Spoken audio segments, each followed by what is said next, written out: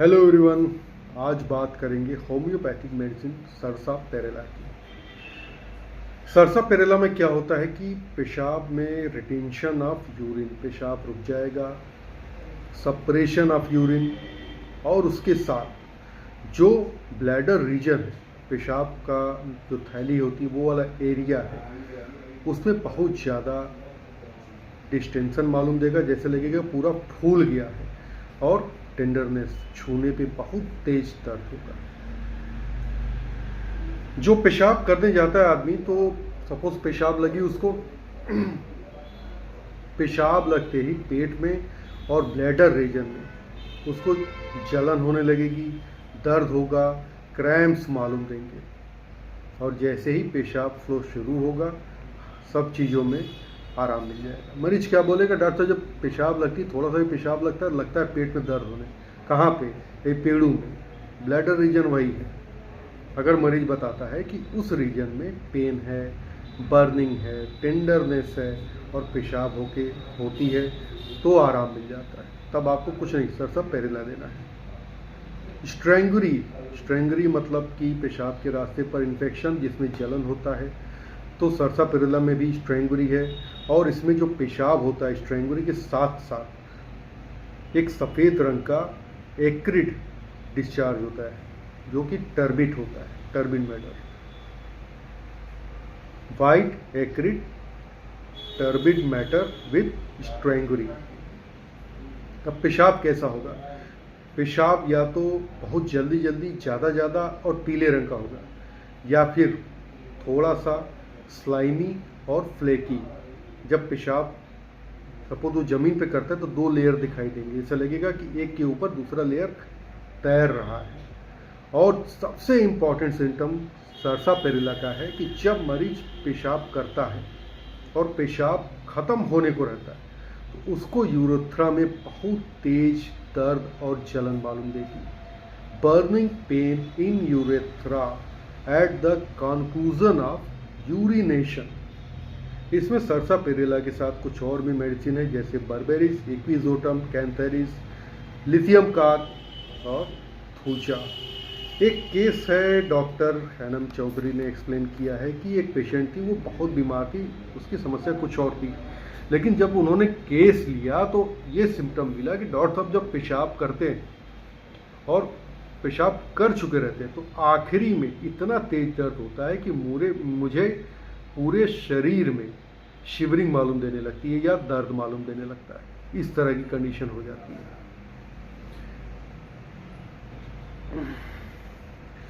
इसमें कुछ मेडिसिन है, जैसे कैंथेरिस, क्लेमेटिस और मर्कसॉल। तो इन तीनों मेडिसिन में जो पेन होता है, ये भी यूटीआई और स्ट्रेंगरी की बेहतरीन दवा है, लेकिन इसमें जो पेन होता है वो जब पेशाब मरीज करना शुरू करता है उस समय मालूम देता है। किसमें? कैंथेरिस, क्लेमेटिस और मर्क्यूरिस। एक मेडिसिन है प्रूनस स्पाइनोसा, ठीक है। तो प्रूनस स्पाइनोसा में क्या होता है कि अर्जेंट डिजायर होती है पेशाब करने की, एकदम अचानक से लगेगा मरीज को जाना ही जाना। अगर वो तुरंत पेशाब करने नहीं गया तो उसके पेट में बहुत तेज दर्द शुरू हो जाएगा, वो बेचैन हो जाएगा। प्रूनस स्पाइनोसा में क्रैम्पिंग पेन होने लगेंगे, दर्द होगा, और जैसे ही वो पेशाब करना शुरू करेगा, जैसे जैसे फ्लो होना शुरू हो जाएगा, प्रूनस स्पाइनोसा में ब्लैडर पेन या पेल्विक पेन आराम मिलना शुरू हो जाएगा। सरसा में जब मरीज बैठा रहता है तो पेशाब धीरे धीरे चूने लगता है, और जब वो खड़ा होकर के पेशाब करता है तो पेशाब फ्लो में होता है। कुछ और भी मेडिसिन है, जैसे कि कॉस्टिकम, कोडियम और हाइपेरकम। इसमें भी मरीज खड़े होकर के पेशाब बेटर तरीके से पास करता है। लेकिन सरसापेरेला में अगर मरीज बैठा है तो अपने पैरों को स्विंग करता रहेगा। अगर वो ये मोशन न करे तो उसके यूरेथ्रा से पेशाब बूंद बूंद करके चूना शुरू हो जाएगी। रिपर्टरी में यूरिन ड्रिबल्स वाइल वॉकिंग में भी सरसापेरेला मेंशन है। परेरिया ब्रावा की बात करते हैं, एक शानदार मेडिसिन। मेडिसिन पोजीशन की बात हुई थी अभी, जैसे कि बात हुई कि कॉस्टिकम, कोनियम और हाइपेरिकम में मरीज खड़े होकर के बेहतर पेशाब करता है। अगर वो बैठ जाएगा तो पेशाब नहीं होगा या रुक रुक के होगा, लेकिन वही जब खड़ा होकर के पेशाब करेगा तो यूरिन फ्लो आराम से होगा। तो परेरिया ब्रावा में क्या पोजीशन है कि परेरिया ब्रावा में जब मरीज को पेशाब लगता है तो वो अपने दोनों घुटनों के बल जमीन पे बैठ जाएगा और सर को ऐसे जमीन पे ऐसे रगड़ेगा, पूरा प्रेशर देगा, तब जाकर के उसको पेशाब होगी। एक मेडिसिन है जिंकम मेट।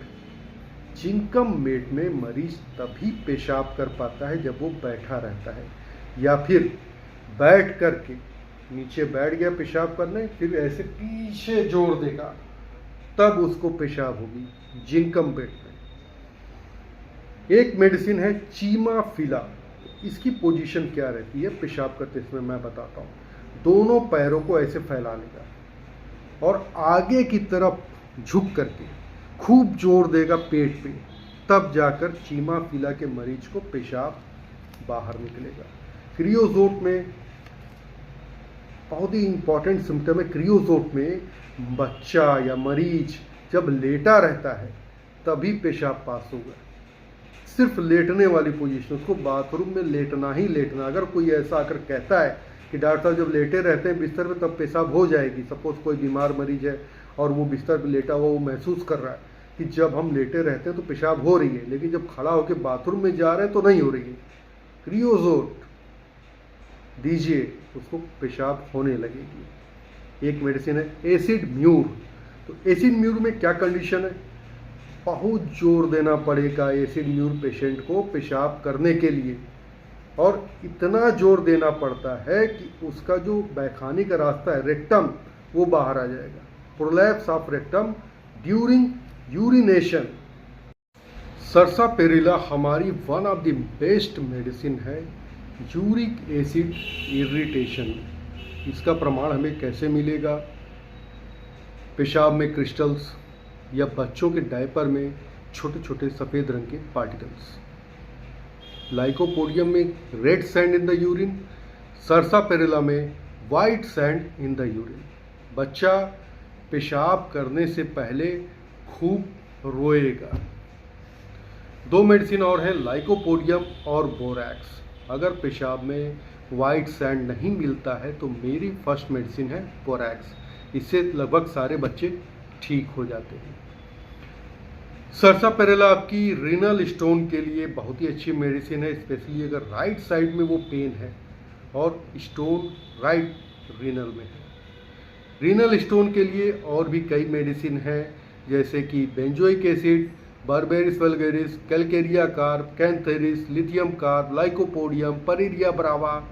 तो जिसके जो सिम्टम मिले, परेरिया ब्रावा का मैंने बताया था कि अर्जेंट डिज़ायर फॉर यूरिनेशन रहता है और मरीज अगर तुरंत पेशाब करने नहीं गया तो उसको पेल्विक रीजन में, ब्लैडर रीजन में बहुत ज़्यादा क्रैम्प्स, टेनिसमस, टेंडरनेस मालूम देने लगेगी और जैसे ही पेशाब करेगा उसको आराम होना शुरू हो जाता है। ये सिम्टम है तो परेरिया ब्रावा दीजिए मरीज को, उसका स्टोन बाहर आ जाएगा।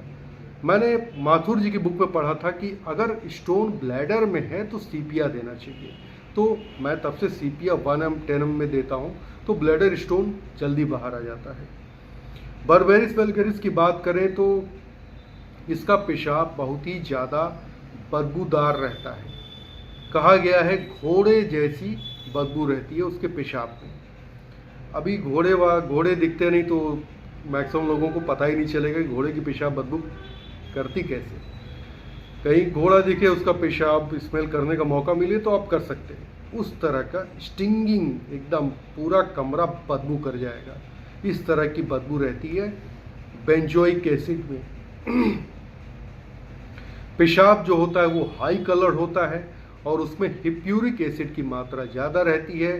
स्पेसिफिक ग्रेविटी बहुत हाई रहेगी। अगर आप यूरिन एनालिसिस की जांच करेंगे तो स्पेसिफिक ग्रेविटी हाई पाई जाएगी। अगली मेडिसिन कैलकेरिया कार्ब, जो वेसाइकल इरिटेशन में बहुत ही इफेक्टिव है।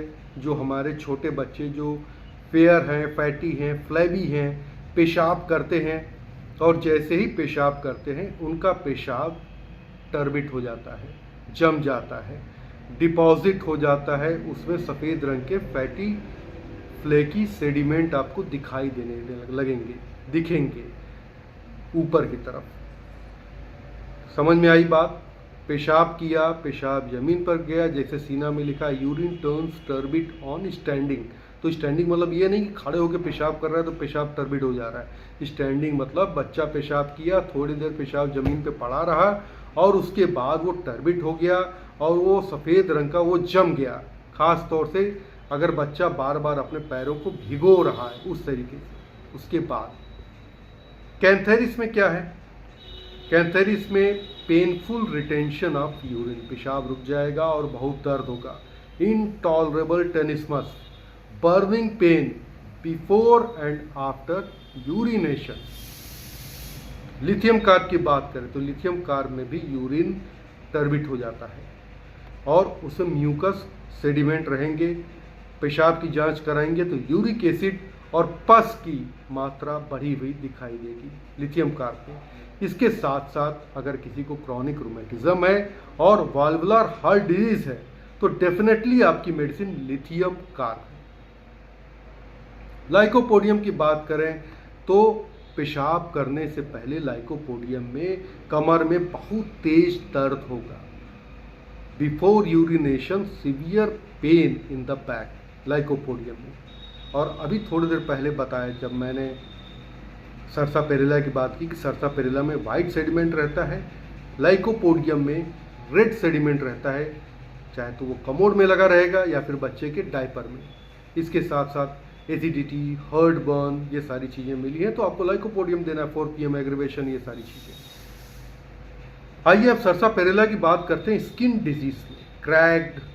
क्रैक्स जो होते हैं, रैगेट्स होते हैं, हर्पेटिक इरप्शन, खास तौर से सर्कुलर गोल गोल हर्पेटिक इरप्शन या रिंगवर्म भी गोल गोल ऐसे रहे तो ऐसी कंडीशन में बाकी सारे सिम्टम भी ले लीजिए पेशाब के, बाकी चीज़ों के। एक बड़ा इंपॉर्टेंट सिम्टम है सर्सापेरिला का कि पेन, कहीं भी पेन हो और किसी भी टाइप का पेन हो, अगर वो पेशेंट को डिप्रेशन कॉज कर रहा है तो आप सर्सापेरिला दीजिए, वो ठीक हो जाएगा। एक बात मरीज जरूर कहेगा कि डॉक्टर साहब मुझे इस पेन से कोई दिक्कत नहीं है, अगर इसकी वजह से मैं डिप्रेशन में ना जाऊं, मैं परेशान हो जाऊं, डिप्रेस हो गया हूं इस दर्द की वजह से, ये शब्द अगर कहता है, सिर्फ इस एक लाइन पर डॉक्टर टायलर ने एक मरीज का बहुत पुराना, सालों पुराना कमर का दर्द ठीक किया था और वो कई डॉक्टरों से होकर आया था और उसने यही बोला कि डॉक्टर साहब इतना पेन है कि मैं परेशान हो गई, आई एम इन डिप्रेशन। खटाक से सर्सापेरिला टेनम, ठीक मरीज नेक्स्ट टाइम में। तो ये सारे सिम्टम्स मिरेकल्स हैं, गोल्ड नट्स हैं। ओके, क्रॉनिक कॉन्स्टिपेशन, और कॉन्स्टिपेशन में एक खास बात यह है कि जब भी मरीज मोशन करने जाएगा वो जोर लगाएगा, पसीना पसीना हो जाएगा और उसी समय उसको सपोज उसको लैट्रिन जाना है और अटेम्प्ट जैसे ही करेगा मोशन पास करने का तो उसी समय उसको पेशाब भी लग जाएगी। वो बोलेगा डॉक्टर साहब जब लैट्रिन लगती जाते हैं करने तो पेशाब मालूम दे देती है, पहले पेशाब करते हैं फिर लैट्रिन पे बहुत जोर लगाना पड़ता है, इतना जोर लगाना पड़ता है कि मैं पसीना पसीना हो जाता हूँ। फेंटिंग ड्यूरिंग स्टूल, 2 मेडिसिन और है, क्रॉटेलस, एलोज और sulphur, 3 medicine. Fainting before stool में आर्सेनिक और डिजिटालिस है और फेंटिंग आफ्टर स्टूल में एलोज, कॉकलस, क्रॉटनटिक, फास्फोरस, टेरेबेंथ। ओके, मास्टरबेशन की हैबिट होती है, जाहिर सी बात है उसका बैड इफेक्ट आएगा, सेक्सुअल इरेक्शन बिल्कुल ख़त्म, नो सेक्सुअल प्लीजर। गोनोरिया की हिस्ट्री मिल सकती है, गोनोरियल रूमेटिज्म। इमिशन रात को अपने आप हो जाएगा बिना किसी सपने के, और सपोज वो कहीं जा रहा है, कहीं किसी लड़की बगल में बैठ गई, टच हो रहा है, बस चूना शुरू हो जाएगा उसका धात, बिना किसी प्लीजर के। उसको मतलब धात गिरता तो कोई खुशी नहीं, वो सेक्सुअल जो प्लीजर होता है ना वो महसूस ही नहीं होगा, उसके बगैर नाइट पॉल्यूशन हो जाएगा। बच्चों में मैरस्मस, खास तौर से नेक वाले रीजन में, और ये मैरस्मस ज़्यादातर होता है इम्परफेक्ट एसिमिलेशन की वजह से। और लास्ट सिम्टम मैं बता रहा हूँ अस्थमा का। Asthma due to emphysema. अगर किसी को एम्फाइसीमा है, पहले हो चुका है, हिस्ट्री है एम्फाइसीमा की, और उस मरीज को अस्थमा की दिक्कत है, इसके साथ एक इम्पॉर्टेंट कॉन्कोमिटेंट सिम्टम है बार बार पेशाब का मालूम देना। मरीज को बार बार पेशाब लगेगी और हर बार थोड़ा सा पेशाब करेगा, दोनों कॉम्बिनेशन अस्थमा ठीक।